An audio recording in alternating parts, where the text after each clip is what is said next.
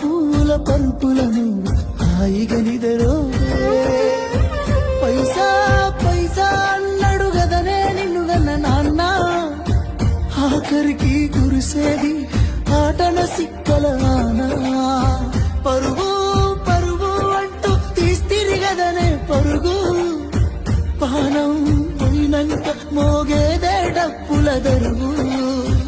ఉండదనికే హాని పిల్ల పాపాలతోని హాయిగా బతుకేను అందేళ్ళు